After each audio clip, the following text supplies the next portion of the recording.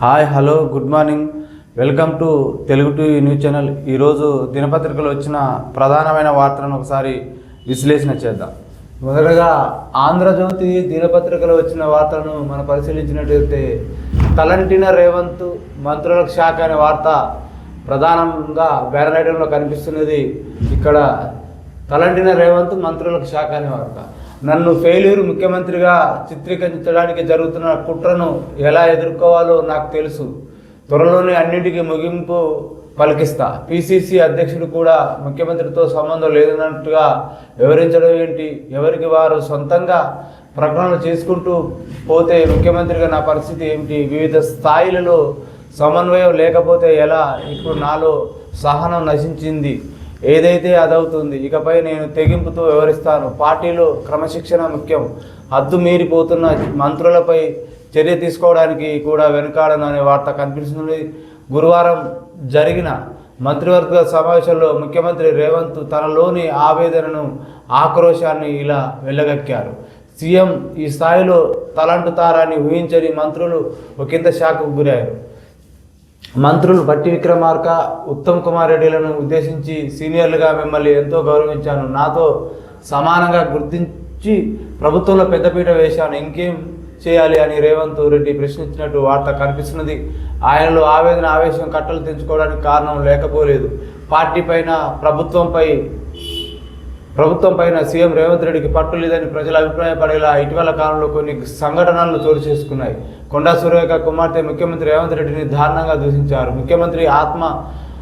ముఖ్యమంత్రి అన్న గౌరవం కూడా లేకుండా ఆ అమ్మాయి అలా మాట్లాడడంతో రేవంత్ రెడ్డికి సహజంగానే బాధ కలిగింది. ఆమె కుమార్తె అన్న మాటలకు సురేఖను మంత్రివర్గం నుంచి బర్తరఫ్ చేసి ఉండాలనే వార్త కూడా ఇక్కడ కనిపిస్తున్నది. కొత్త పలుకు ఇక్కడ ఏదైతే రాధాకృష్ణన్ ఫోటో బ్యానర్ కనిపిస్తున్నది. తలంటిన రేవంత్ మంత్రులకు శాఖ అనే వార్త కనిపిస్తున్నది. ఇటీవల కాలంలో ఏదైతే మంత్రులు ఎవరికి వారు ఇష్టానుసారంగా ఏదైతే ప్రెస్ మీట్ పెట్టి వాళ్ళకు తోసిన విధంగా మాట్లాడుతున్నారు, కానీ పార్టీలో అంతర్గత విషయాలు కూడా బయటికి పొక్కడం విషయంలో కావచ్చు, ముఖ్యమంత్రి కొంచెం అసహనంతో ఉన్నారు. ఇక్కడి నుంచి అలాంటి అవకాశాలు లేకుండా ఏదైతే పార్టీ గైడ్లైన్స్ ప్రకారం పార్టీ లైన్ దాటకుండా పార్టీ అంతర్గత విషయాలు బహిర్గతం కాకుండా ఉండడానికి నేను ముఖ్యమంత్రికి గౌరవం లేకుండా దక్కేలా వ్యవహరించడం సరికాదనే వార్త కూడా కనిపిస్తున్నది. ఇక నుంచి మంత్రులు ఎవరికారు ఇష్టానుసారంగా మాట్లాడాల్సిన పరిస్థితులు లేవు. ఇకనైనా ఏదైనా కూడా తమతో ముఖ్యమంత్రితో చర్చించే ఏదైనా విషయం మాట్లాడాలనుకుంటేనే బహిర్గతంగా మాట్లాడే అవకాశం ఉంటుందని కూడా గట్టిగా ఇటీవల మంత్రిమండలి సమావేశంలో హెచ్చరించిన వార్త కూడా బ్యానర్ ఐటమ్గా కనిపిస్తున్నది. ఇక మరో ప్రధానమైన వార్త చూసినట్లయితే మీరు మారరా అనే వార్త ఇక్కడ కనిపిస్తున్నది. శాఖల మధ్య సమన్వయం ఉండదా? మీరేలా పనిచేస్తున్నారో అర్థమవుతుందా? హైదరాబాదులో ఏ రోడ్డుపై చూసినా చెత్తే. ఆ పరిస్థితి ఎందుకు వచ్చింది? ఇది నేను చెప్పాలా? శాఖ అధిపతులు అలసత్యంగా వ్యవహరిస్తే ఎలా? మెరుగైన వ్యవస్థను తీసుకురావాలి. టీమ్స్ పనులపై గతంలో చెప్పిన వివరాలే మళ్ళీ చెప్తారా? క్షేత్రస్థాయిలో ఒక్కసారైనా తిరిగారా? పలు శాఖలపై సమీక్షలు అధికారుల మీద ముఖ్యమంత్రి రేవంత్ రెడ్డి తీవ్ర ఆగ్రహం. ఏదైతే మీరు మారరా? ఇటు ఇంతకుముందు జరిగిన పనుల గురించి పదే పదే అవే చెప్తున్నారు. కొత్త వాటిని కూడా మీరు క్షేత్రస్థాయిలో పరిశీలించి అక్కడ ఏం జరుగుతుందో వాస్తవాలు ఏమిటో అవి పూర్తిగా క్షుణ్ణంగా పరిశీలించిన తర్వాతనే మీరు మాకు సమాచారం చేయవలసిన చెప్పిన పదే పదే చెప్తూ సాచివేత ధోరణితో పోతున్నారనే విషయంలో మీరు మారరా అనే వార్త కూడా కనిపిస్తున్నది. ఇటు హెచ్చరించినట్టు కూడా ఆఫీసు ఎవరైతే అక్కడ వ్యవస్థలో పనిచేస్తున్న ఆఫీసర్లను కావచ్చు, మంత్రులుగా ఎమ్మెల్యేలు కావచ్చు, అందరిపైన కూడా ఈ శాఖ ఆలస్యం వ్యవహరిస్తే ఎలా అనేది కూడా వార్త కనిపిస్తుంది. శాఖాధిపతులు ఆలస్యం వ్యవహరిస్తే ఎలా అనేది కూడా వార్త కనిపిస్తుంది. వీటన్నిటిపైగా మీరు క్షుణ్ణంగా పరిశీలన చేసిన తర్వాత శాఖపై పట్టు మీకు సమగ్ర అక్కడ పరిశీలన చేసిన తర్వాతనే వాటిపై మీరు ఏదైనా ఉన్నా కూడా అక్కడ జరిగే పనుల విషయంలో ఏది ఎక్కడ తావు లేకుండా కూడా మీరు సమగ్రంగా నివేదిక కానీ చెప్పే విషయాల్లో కానీ స్పష్టత ఉండాలనే విషయాన్ని కూడా ముఖ్యమంత్రి మీరు మారనే వార్త కనిపిస్తున్నది. ఇక మరో వార్త చూసినట్టయితే ఉద్యమకారులకు అన్యాయం అనే వార్త కనిపిస్తున్నది. కల్వకుంట్ల కవిత గారు వారికి ఇవ్వాల్సిన గౌరవం ఇవ్వలేకపోయాం. అమరుల ఆశయాలు కొట్లాడలేకపోయే అమరులు ఉద్యమకారులు ఇప్పుడు క్షమాపణలు చెప్తున్న 20 ఏళ్ళు కేసీఆర్ బీఆర్ఎస్ల కోసం పనిచేసి కుట్రలు చేసి బయటకు పంపారు. నా దారి నేను వెతుకుంటున్న కవిత నిజామాబాద్ జాగృతి జనం బాట షురువు చేసినాను. అమరుల త్యాగాల ఫలితంగానే తెలంగాణ వచ్చింది, కానీ వారికి ఇవ్వాల్సిన గౌరవం ఇవ్వలేకపోయాం. ఉద్యమకారులు కొంతమందికి మాత్రమే ఎమ్మెల్యేలు, ఎంపీలు, ఎంపీటీసీ సర్పంచులు వంటి అవకాశాలు వచ్చాయి. ఇక వేలాది మందికి న్యాయం జరగలేదు. కొట్లాడి తెచ్చుకున్న తెలంగాణలో అమరుల ఆశయ సాధన కోసం నేను గట్టిగా ప్రయత్నిస్తున్న వార్తనే కనిపిస్తుంది. మరి గతంలో 10 ఏళ్లలో మీరు అధికారాన్ని అనుభవించారు, మీరు ఎమ్మెల్సీగా కొనసాగారు. మరి అప్పుడు అధికారంలో ఉన్నప్పుడు మీరు ఎందుకు ఉద్యమకారులు కావచ్చు, కళాకారులు కావచ్చు, అమరవీరుల కుటుంబాల పక్షాన మీరు ఎందుకు మాట్లాడలేదు? మరి ఇప్పుడు అధికారం కోల్పోయినాక ఇప్పుడు గుర్తొచ్చిందా అని సమాజం కూడా ఆలోచిస్తారు. మరి ఎందుకంటే మీరు గతంలో అధికారంలో ఉన్నారు, మీ నాన్నగారే ముఖ్యమంత్రిగా కొనసాగారు, బీఆర్ఎస్ పార్టీ అధికారంలో ఉంది. మరి అప్పుడు ఎంతోమంది ఆత్మ బలిదానాల ద్వారా తెలంగాణ ఏర్పడింది. మరి గతంలో ఉద్యమకారులకు ఏమి న్యాయం కూడా, కనీసం వారికి ఇండ్ల ప్లాట్లు కానీ, వారికి ఏదో పెన్షన్ విధానం కానీ, లేకపోతే వారికి సమాజంలో గౌరవప్రదమైన ఏది దక్కలేదు గత ప్రభుత్వంలో. మరి ఇప్పుడు ప్రభుత్వం లేదు, వాళ్ళు ఆ ప్రభుత్వాన్ని కోల్పోయిన తర్వాత ఇప్పుడు అమరవీరులు గుర్తొస్తున్నారా, లేకపోతే ఏదైతే ఉద్యమకారులు గుర్తున్నారా, కళాకారులు గుర్తొస్తున్నారా? మరి మీరే గుర్తు చేసుకోవాలి. ఎందుకంటే గతంలో 10 ఏళ్ళు ఉన్నప్పుడు, ఏదైతే అధికారంలో ఉన్నప్పుడే మీరు ఏదైనా కూడా ఉద్యమకారులకు కావచ్చు, కళాకారులకు కావచ్చు, అమరవీరుల కుటుంబాలకు కావచ్చు న్యాయం చేయాల్సిన పరిస్థితి గతంలో మీకుండే. మరి ఆ అవకాశాన్ని మీరు ఎందుకు మిస్ చేశారు? ఇప్పుడు ఆత్మపరిశీలన చేసుకుంటే ఏ లాభం? ఇప్పుడు మీరు గతంలో అన్ని పదవులు అనుభవించారు. మరి ఉద్యమకారులు, కళాకారులు, అమరవీరులే అన్యాయం అయిపోయారనే విషయాన్ని కూడా మనం గుర్తు చేసుకోవచ్చు. మరి ఇప్పుడు కల్వకుంట్ల కవిత గారు మరి ఉద్యమకారులకు అన్యాయమైన వార్త కూడా ఇక్కడ కనిపిస్తున్నది. మరో ప్రధానమైన వార్త మనం చూడొచ్చు, జీవిత బీమా ఆదానికి ధీమా అనే వార్త కనిపిస్తుంది. సంక్షోభంలో చిక్కున్న ఆదాని సంస్థలకు 33,000 కోట్లు ఎల్ఐసి సొమ్ము అప్పులు తీర్చేందుకు ఆర్థిక శాఖ, నీతి ఆయోగ్ కలిసి ఇప్పించాయి. 28,000 కోట్ల బాండ్లు, 5,000 కోట్ల షేరు ప్రజల సొమ్ముతో రిస్కీ కంపెనీ నిధులు. ఇది క్రోనీ క్యాపిటలిజం కిందికే వస్తుంది. వాషింగ్టన్ పోస్ట్ పత్రిక సంచలన కథం. ప్రజల కష్టార్జితాన్ని ఆదానికి ఎలా అప్పగిస్తారు? పిఎస్సి దర్యాప్తు, ఏది పబ్లిక్ అకౌంట్స్ కమిటీ, పిఎస్సి దర్యాప్తు జరపాలి కాంగ్రెస్, అది స్వతంత్ర నిర్ణయమే. ఎల్ఐసి పెట్టుబడితో ఎల్ఐసి లాభపడింది ఆదాని గ్రూపు. ఇదైతే ఇది వాషింగ్టన్ పోస్ట్ దినపత్రిక సంచలన కథలు వెల్లడించినట్టు ఇక్కడ బ్యానర్గా ఆంధ్రజ్యోతి దినపత్రిక కనిపిస్తుంది. జీవిత బీమా ఆదానికి ధీమా అన్న వార్త కనిపిస్తున్నది. మరి ఇది ఈ ఎల్ఐసి సొమ్ము తోటి ఏదైతే ఆదాని కంపెనీ 33,000 కోట్ల సొమ్ము అప్పులు తీసి ఆర్థిక శాఖ నీతి కలిసి ఇప్పించాయనే వార్త కూడా ఇక్కడ వాషింగ్టన్ పోస్ట్ దినపత్రికలో సంచలన కథనాన్ని ఇక్కడ ఆంధ్రజ్యోతి ప్రచురించడం జరిగింది. ఇక మరో వార్త చూసినట్టయితే ఈ నిర్లక్ష్యపు నిప్పు, ఏదైతే నిన్న జరిగిన సంఘటనలో దాదాపు 27 మంది దాకా ప్రాణాలు కోల్పోవడం జరిగింది. నిన్న జరిగిన సంఘటనలో దాదాపు ఏదైతే 19 మంది ప్రయాణికులు సజీవ దహనం అయింది, 28 మంది దాకా వాళ్ళు స్వల్ప గాయాలతో బయటపడడం జరిగింది. నిర్లక్ష్యపు నిప్పు అనే వార్త బ్యాన్ రైటింగ్ కనిపిస్తుంది. కర్నూలు దుర్ఘటనలో కీలక మలుపు, బస్సు రాకముందుకే డివైడర్ను ఢీకొన్న బైక్ అట. మధ్యమత్తులో బైక్ నడిపిన శివశంకర్ మృతి, రోడ్డు మధ్యలో పడిపోయిన బైకు. ఇదే మార్గంలో బెంగళూరు వెళ్ళిన 3 బస్సులు, బైకు గమనించి పక్క నుంచి వెళ్ళిన డ్రైవర్. వేమూరి కావరి బస్సు డ్రైవర్ మాత్రం బైక్ను తోసుకుంటూ ముందుకెళ్లడంతో ప్రమాదం అనే వార్త కనిపిస్తున్నది. ఏపీలో కర్నూలు జిల్లాలో 19 మంది ప్రయాణికులు బలిగొన్న ఘోర బస్సు ప్రమాదం డ్రైవర్ నిర్లక్ష్యమే కారణమని తేలింది. ఈ బస్సు రావడానికి ముందే బైక్ డివైడర్ను ఢీకొని రోడ్డు ప్రమాదంలో పడిపోయింది. రోడ్డు మధ్యలో పడిపోయిందని పోలీసు దర్యాప్తు తేలింది. బైక్పై వెళ్తున్న 2 యువకులు, ఒకరు అక్కడికక్కడే మరణించగా మరొకరు గాయపడడం వెల్లడింది. వేమూరి కావలి ట్రావెల్స్ బస్సు డ్రైవర్ నిర్లక్ష్యం నడుపుతూ రోడ్డుపై ఉన్న బైకును తోసుకుంటూ వెళ్లడంతో ప్రమాదం జరిగిందని కర్నూలు రేంజ్ డిఐజీ కోయ ప్రవీణ్ వివరాలు వెల్లడించాడు. ఏదైతే నిన్న జరిగిన బస్సు దుర్ఘటనలో అక్కడ బస్సు మరి దాదాపు ఎంతో స్పీడ్తోనే ఉన్నది. అది అక్కడ అంతకు ముందే ఆ బైకు ఏదైతే బైక్ నడుపుతున్న ప్రవీణ ఉన్నాడు, అతను అంతకుముందే ఆ పక్కన ఉన్న పెట్రోల్ బంక్లో ఒక 300 రూపాయల పెట్రోల్ కొట్టించుకొని ఆ నైట్ అర్ధరాత్రి మళ్ళీ రోడ్డుపై 2 మిత్రులు కలిసి వస్తుంటే డివైడర్ గుద్దుకొని కింద పడడం, ఒక అతను ఎగిరి కింద పడి మరణించడం జరిగింది. ఆ బైక్ రోడ్డు మధ్యలో పడనుంది. బస్సు అదే స్పీడ్లో వచ్చి అదే వేగంతో వచ్చి బస్సు డ్రైవర్ గమనించాల్సి ఉంది. ఎందుకంటే రోడ్డు మీద ఏం పడ్డది, ఎలాంటి వస్తువు పడ్డా కూడా స్పష్టంగా రోడ్డు మనం డ్రైవింగ్ చేస్తుంటే స్పష్టంగా అవుపిస్తుంటుంది ఏదైనా కూడా ముందర ఎదురుగా. మరి అది అట్లనే ఆ బస్సుకు ఆ సైడు ఆ మధ్యలో ఆ బైక్ ఇరకపోవడం వల్ల దాదాపు 200-300 మీటర్ల వరకు అది గుంజుకపోవడం వల్ల ఆ బైకు కింద ఏదైతే బస్ కింద పడ్డదో ఆ పెట్రోల్ మూత ఊసి ఆ పెట్రోల్ లీక్ అయ్యి ఆ బస్సు ఆ రోడ్డుకు మధ్యన రాపిడికి ఒత్తిడి గురై నిప్పురవ్వలు ఎగిసిపడి ఆ పెట్రోల్ కనుక్కొని దాని ద్వారా బస్సుకు కూడా లగేజ్ కిందంగా అంటుకొని అక్కడ ఉన్న సెల్ ఫోన్ బ్యాటరీలు అవి ఉన్నాయట, వాటి దగ్గరికి అవి వెళ్ళిపోయి తీవ్ర ప్రమాదం ఉంది. అక్కడ ఉన్నదైతే ఆటోమేటిక్ డోర్ ఓపెన్ కాకపోవడం వల్ల ప్రయాణికులు అందరిని బట్టగడగలేకపోయారు. ఎందుకంటే కొంతమంది సాహసంతో చేసి అక్కడ ఉన్న గ్లాసులు వెనక నుంచి పక్క నుంచి పలగొట్టి కొంతమంది దాదాపు 27 మంది దాకా బయటపడడం జరిగింది. దాదాపు 19-20 మంది దాకా సజీవ దహనం అయిపోయారు. మరి వాళ్ళకు ఆప్తులను కోల్పోయారు. దాదాపు ఒక కుటుంబంలో 4, ఒక 2 పిల్లలు, తండ్రి, తల్లి, 4 కూడా అసలు బాసిపోయిన దుర్ఘటన జరిగింది. ఇలాంటి సంఘటనలు దురదృష్టకరం. సమాజంలో ఎవరైనా కూడా డ్రైవర్ అనేవాడు ఏదైతే ఈ ట్రావెల్స్ కూడా వాళ్ళకి అదుపు లేకుండా పోయింది. విపరీతమైన వేగంతో ప్రయాణిస్తున్నాయి. డబ్బే ధ్యేయంగా పనిచేస్తున్నాయి ఈ ట్రావెల్ సంస్థలు కూడా. ఏదైతే ప్రజల ప్రాణాలను గాల్లో వదిలేసి డబ్బే ధ్యేయంగా ఈ ప్రైవేట్ ట్రావెల్స్ పనిచేస్తున్నాయని కూడా ఇది ఇక్కడ మన నిదర్శనం కనిపిస్తుంది. ఏదైనా కూడా ప్రజల ప్రాణాలకు రక్షణ కల్పించాలి. ఎందుకంటే ప్రభుత్వాలు కూడా ఏదైతే ట్రావెల్స్లకు వాళ్ళకు ఏది ఫిట్నెస్ విషయంలో కావచ్చు, వాళ్ళకు ఏదైతే వేగం విషయంలో కావచ్చు నియంత్రణ చేపట్టాలి.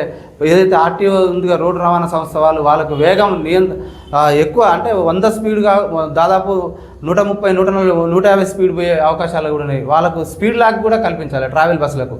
వాళ్ళు డబ్బే ధ్యేయంగా ఆ నిద్రాహారాలు మాని కూడా డబ్బే ధ్యేయంగా వాళ్ళు ఈ ప్రయాణికులను తీసుకుపోయి ఏదైతే ఇప్పుడు ఇట్లాంటి యాక్సిడెంట్ల రూపంలో అయిపోతే ఎంతోమంది భవిష్యత్తు ఉన్న పిల్లలు, ఎంతోమంది కుటుంబాలకు ఆసర పెద్ద దిక్కైన ఉన్న వ్యక్తులను కోల్పోయి ఈరోజు రోడ్డున పడ్డ ఎన్నో కుటుంబాలు. మరి వారికి ఎన్ని కోట్లు ఇస్తే, ఎన్ని లక్షలు ఇస్తే, ఎంత డబ్బు చెల్లిస్తే వాళ్ళ ప్రాణాలు తిరిగి వస్తాయనే విషయాన్ని కూడా సమాజం కానీ ప్రభుత్వాలు కూడా దీనిపై గట్టి చర్యలు చేపట్టాలి. ఏదైతే ట్రావెల్స్లకు ఉన్నాయో వాళ్ళకి నియమ నిబంధనలు ఏదైతే రాష్ట్ర రోడ్డు రవాణా సంస్థ నుంచి నియమ నిబంధనలు పాటించాలి.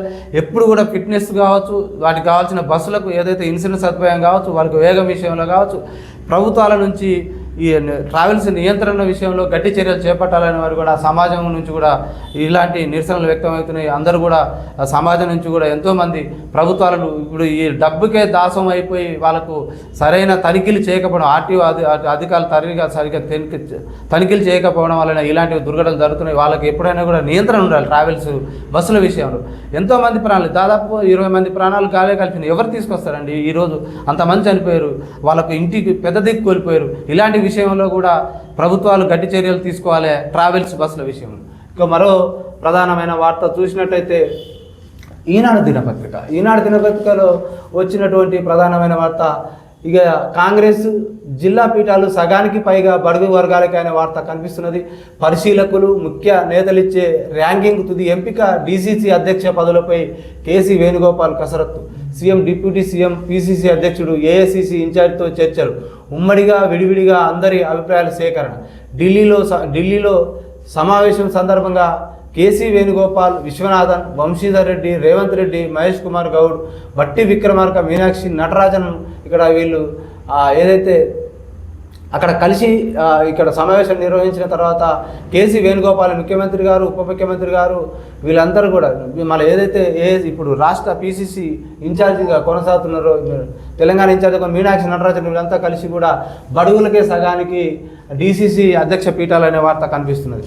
మరి బడుగు బలహీన వర్గాలతో పాటు ఎస్సీ ఎస్టీలకు కూడా ఏదైతే జనాభా దామాష ప్రకారం వాస్తవంగా కూడా ఈ డీసీసీలలో ఇవ్వాలి. వీటితో పాటు కూడా అసెంబ్లీ పార్లమెంట్లో కూడా వీళ్ళకు సముచిత స్థానం కల్పించాలి. దాంతోపాటు కూడా మంత్రిమండలిలో కూడా ఇదే విధంగా సగానికి బడుగు వర్గాలకి అనే వార్త వస్తే బాగుండదని కూడా బీసీ సమాజం కానీ ఎస్సీ ఎస్టీ సామాజిక వర్గాలు కానీ హర్షిస్తాయి అనే విషయాన్ని కూడా గుర్తుంచుకోవాలి. ఎందుకంటే ఏదైతే డీసీసీ అధ్యక్షులు, ఇప్పుడు ఏదైతే జిల్లా కాంగ్రెస్ కమిటీ అధ్యక్షులు ఇదే ప్రాతిపదికన స్థానిక ఎన్నికల్లో కావచ్చు, జడ్పీటీసీలలో కావచ్చు, అసెంబ్లీలో కావచ్చు, పార్లమెంట్లో కావచ్చు, కార్పొరేషన్లో కావచ్చు, ఈ సగానికి పైగా బడుగు వర్గాలకి అనే వార్త వస్తే బాగుండు అనే విషయాన్ని కూడా బీసీ వర్గాల నుంచి వస్తున్న డిమాండ్ కూడా మన ప్రభుత్వాలు కూడా పరిశీలించుకోవాలి.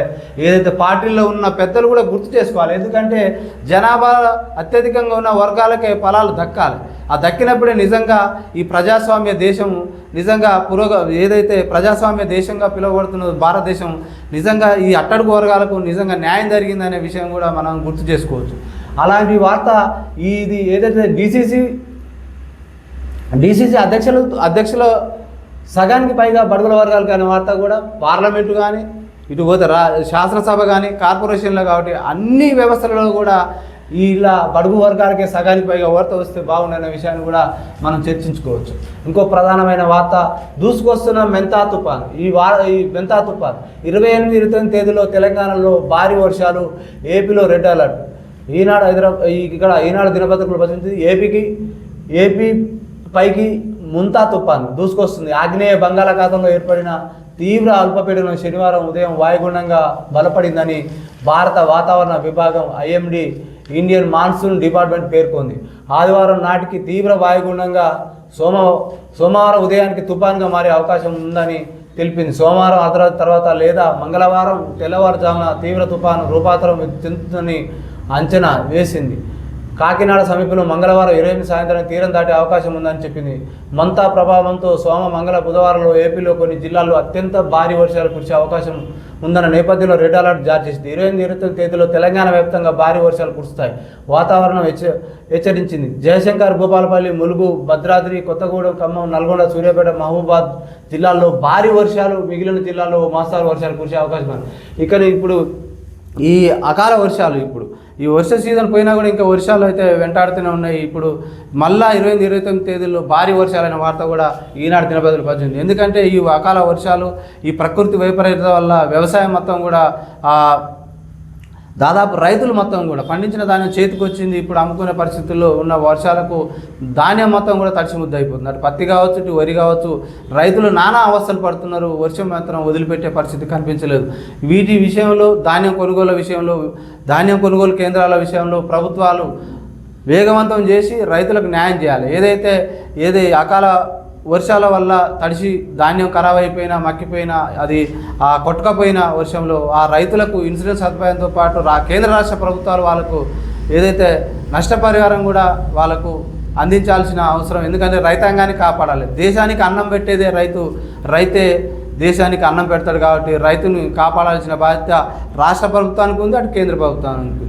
ఎందుకంటే ఈ అకాల వర్షాలతో ఎందుకంటే ఈ అకాల వర్షాలు ప్రకృతి వైపరీత్యాలు సంభవించడానికి ప్రధానమైన కారణం క్లైమేట్ చేంజ్ కనపడుతుంది. ఎందుకంటే వాతావరణంలో సమూలమైన మార్పులు కనిపిస్తున్నాయి. ఒకప్పుడున్న వాతావరణం ఇప్పుడున్న పరిస్థితుల్లో కనిపించడం లేదు. ఎందుకంటే రాను కాలుష్యం బాగా పెరిగిపోయింది. నీటి కాలుష్యం కావచ్చు, జల కాలుష్యం కావచ్చు, వాయు కాలుష్యం కావచ్చు, శబ్ద కాలుష్యం కావచ్చు, ఇది మొత్తం కూడా పొల్యూట్ అయిపోయింది వ్యవస్థలో. దీనిపై పర్యావరణాన్ని కాపాడినప్పుడే భవిష్యత్ తరాలకు మనుగడ ఉంటుందనే విషయాన్ని గుర్తెరిగినప్పుడే ఇలాంటివి ఏదైతే అకాల వర్షాలు కావచ్చు, ప్రకృతి సమతుల్యత ఏర్పడుతుంది. కాబట్టి మనం ప్రకృతిని కాపాడాలి. వనరులను విధ్వంసం చేయకుండా ఈ పంచభూతాలతో పాటు పర్యావరణాన్ని కాపాడుకున్నప్పుడే మనకు సముచితమైన సమానమైన వర్షపాతం విషయంలో కావచ్చు, వాతావరణం కాపాడే విషయంలో కూడా మనము భవిష్యత్ తరాలకు అందియవచ్చు. ఎందుకంటే అందరూ కూడా సమాజం కూడా ఆలోచించాలి. కాలుష్యం వెదజల్లే ప్లాస్టిక్ ఇలాంటి అన్నిటిని కూడా మనం నిత్య జీవితంలో తగ్గించుకుంటూ పర్యావరణాన్ని కాపాడుకుంటూనే మనకు మనుగడ ఉంటుందనే విషయాన్ని కూడా గుర్తెరగవచ్చు. ఇంకో మనకు ప్రధానమైన వార్త కనిపిస్తుంది. సోషల్ మీడియా చిట్కాలతో షేర్లు కొరద్దు. తొలుత లార్జ్ క్యాప్ మ్యూచువల్ ఫండ్లో ప్రవేశించాలి. మరిన్ని ఎస్ఎంఈలు పబ్లిక్ ఇష్యూలకు రావాలి. ఈనాడు ప్రత్యేక ఇంటర్వ్యూలో బిఎస్సి బాంబే స్టాక్స్ ఎక్స్చేంజ్ ఎండి సుందర్ రామమూర్తి గారు వెల్లడించడం జరిగింది. ఈనాడు వాణిజ్య స్నేహితులకు బోలెడు లాభాలు వచ్చాయను, సామాజిక మాధ్యమాల్లో చెప్పారను, అవగాహన లేకున్నా స్టాక్ మార్కెట్లో పెట్టుబడులు పెట్టేస్తున్నారా, నచ్చినన్ని షేర్లు కొనేస్తున్నారా, కాస్త ఆగండి.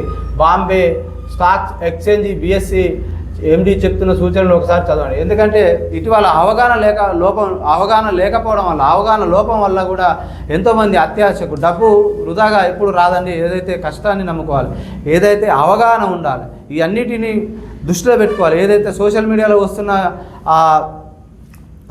వస్తున్నటువంటి వార్తలను చూసి, సోషల్ మీడియాలో వస్తున్నటువంటి సంఘటనలను చూసి మీరు ప్రేరేపితమై మానసికంగా ఉద్రేకంగా పడి డబ్బు పెడితే మళ్ళా డబ్బు వస్తుందనే విషయంలో కొంచెం జాగ్రత్త వహించాలి. ఎందుకంటే ఈయన చెప్పినాను, ఆయన చెప్పినాను, ఇంకో దోస్తు చెప్పినాను కూడా ఎక్కడ కూడా మీరు తొందరపడి మీరు కష్టపడిన డబ్బుని తీసుకుపోయి స్టాక్ మార్కెట్లో పెట్టుకుంటే అది స్టాక్ మార్కెట్ అనేది అదొక పెద్ద మహాసముద్రం. దాంట్లో నువ్వు నీటి బొట్టు కాగల అంత చిన్న నువ్వు పరిణామం అన్నట్టు. ఎందుకంటే పెద్ద పెద్ద ఆర్థిక పారిశ్రామికవేత్తలతో పాటు ఎంతోమంది మేధోమథనం ఎన్నో సంవత్సరాల నుంచి వాళ్ళు కష్టపడి వాళ్ళు నిద్ర ఆహారాలు మాని కొన్ని సంవత్సరాల కసరత్తుతోటే వాళ్ళు ఈరోజు ఏది స్టాక్ మార్కెట్లో కావచ్చు, పారిశ్రామిక రంగంలో రాణిస్తురంటే వాళ్ళకు కోటీశ్వరులు అవుతుర్రంటే దానికి అర్థం ఉంది. ఎందుకంటే వాళ్ళ కష్టార్జితం, వాళ్ళు ఎన్నో సంవత్సరాల నుంచి కసరత్తు చేసి వాటిపై అవగాహన ఉంది కాబట్టి ఏదైతే స్టాక్ మార్కెట్లో పెట్టుబడి పెడితే లాభాలు వస్తే గడించిన తప్ప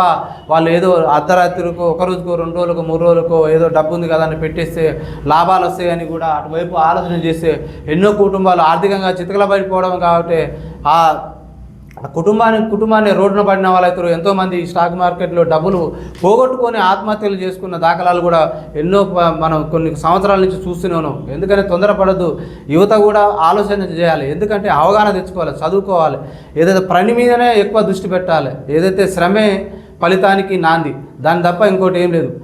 స్టాక్ మార్కెట్లో పెట్టాలి, నీకు అవగాహన ఉన్నప్పుడే దానివైపు మళ్ళీ నువ్వు చేసుకుంటే అదొక మంచి శుభపరిణామం ఉంటుంది తప్ప ఏదో తొందరపాటుకో ఏదో సెల్ ఫోన్లలో సోషల్ మీడియాలో వచ్చిన వార్తలను చూసి నువ్వు అలా పెట్టుబడులు పెడితే నువ్వు ఆగమగాడు, నీ ఫ్యామిలీ కూడా రోడ్డున పడిన పరిస్థితి ఏర్పడుతుంది కూడా ఇక్కడ ప్రధానమైన వార్త కనిపిస్తున్నది. ఇక మరొకటి కాల్పుల కలకలం. ఇక్కడ చూడ రౌడీ షీటర్పై 2 రౌండ్లు కాల్పులు జరిపిన south east DCP Chaitanya Kumar తన గన్మెన్పై నిందితుడు కత్తితో దాడికి యత్నించడంతోనే సెల్ ఫోన్ స్నాచర్లు పట్టుకునే క్రమంలో హైదరాబాద్లో ఘటన వార్త కనిపిస్తుంది. ఇక్కడ హైదరాబాద్ నగరంలో కరడుగట్టిన రౌడీ షీటర్ మహమ్మద్ ఒమర్ అన్సారీ 32పై పోలీసులు అధికారి కాల్పులు కలకలం రేపాయి. తన గన్మెన్ కత్తితో దాడికి యత్నం చేసిన అన్సారీపై డీసీపీ చైతన్య కుమార్ 2 రౌండ్లు కాల్పులు జరిపారు. ఘటనకు సంబంధించిన స్థానికులు పోలీసులు సమాచారం వివరాలు ఉన్నాయి. Hyderabad Chaderghat victory play ground వద్ద శనివారం సాయంత్రం ట్రాఫిక్ రద్దీలో ఆగిన ఆటోల నుంచి ప్రయాణికుల నుంచి 2 స్నాచ్లర్లు సెల్ ఫోన్ కొట్టేసేందుకు ప్రయత్నించారు. ఆ సమయంలో అదే దారిలో కారులో వస్తున్న south east DCP Chaitanya Kumar దీన్ని గమనించారు. స్నాచర్లను పట్టుకునేందుకు డీసీపీ ఆయన గన్మెన్ ప్రయత్నించారు. వారిలో ఒకడు పారిపోగా అన్సారీ ఎదురుదాడికి దిగాడు. తన వద్ద ఉన్న కత్తితో గన్మెన్ పొడిచేందుకు యత్నించాడు. గన్మెన్ను కాపాడే క్రమంలో రౌడీ షీటర్ను డీసీపీ వెనుకకు నెట్టారు. తోపులాటలో చైతన్య కుమార్ కింద పడిపోగా స్వల్ప గాయాలై అనంతరం గన్మెన్పై కత్తితో దాడి చేస్తున్న అన్సార్పై డీసీపీ 2 రౌండ్లు కాల్పులు జరిపారు. ఒక తూటా భుజంపై, మరొకటి ఛాతి భాగంలో తగులుతూ అన్సారీ కింద పడిపోయి అతన్ని పోలీసులు సమీపంలో ప్రభుత్వ ఆసుపత్రి. ఇటీవల కాలంలో చూస్తున్నాము రౌడీ షీటర్లు ఏదైతే చైన్ స్నాచర్లతో పాటు బైకులు కానీ ఇతర దొంగతనాలకు పాల్పడుతున్నారు. ఇవి పాల్పడినప్పుడు వాళ్ళు పట్టుకునే క్రమంలో ఇక్కడ ఆ పోలీసులపై వాళ్ళకు దాడికి తెగబడడంతో వాళ్ళు ఆత్మరక్షణ కోసం పోలీసులు కాల్పులు జరిపారు. ఆ కాల్పుల్లో కూడా నిన్నగాక మన ఒక రౌడీ షీటర్ అతమైన గతంలో పోలీసులు కానిస్టేబుల్ని కూడా చంపడం జరిగింది కత్తితో పొడిచి. ఇక మరి పోలీసులకే రక్షణ లేనప్పుడు వాళ్ళు వాళ్ళ ఆత్మ రక్షణ కోసం కాల్పులు జరుపుతారు. కాబట్టి ఇకనైనా రౌడీ షీటర్లైనా ఎవరైనా కూడా ఈ సమాజంలో మనము ఏదైతే మంచి పనికే తావుంటుంది తప్ప చెడు వ్యసనాలకు, చెడు పనికి తావు ఉండదు. కష్టాన్ని చేసుకొని పని చేసుకోవాలి తప్ప స్నేహితులు పోతుంటే వాళ్ళు ఎంతోమందిని ఇబ్బంది పెట్టో అక్కడ పోతుంటే దొంగతనం చేసో ఇట్లా అక్రమార్జనతో సంపాదన దుర్బుద్ధితోటి ఉంటే మరి ప్రజల ప్రాణాలు కాపాల్సిన పోలీసులు, మాన ప్రాణాలు కాపాల్సిన పోలీసులు ఇలాంటి సంఘటనలు జరిగినప్పుడు వాళ్ళు సమయానుసంధానంగా ప్రాణాలు కాపాడుకోవాలి కాబట్టి వాళ్ళు కాల్పులు జరిపారు. ఆ కాల్పుల్లో ఒక రౌడీ షీటరు అక్కడ తూటాదారి కుప్పగోలిపోయిన వార్త కనిపిస్తున్నది.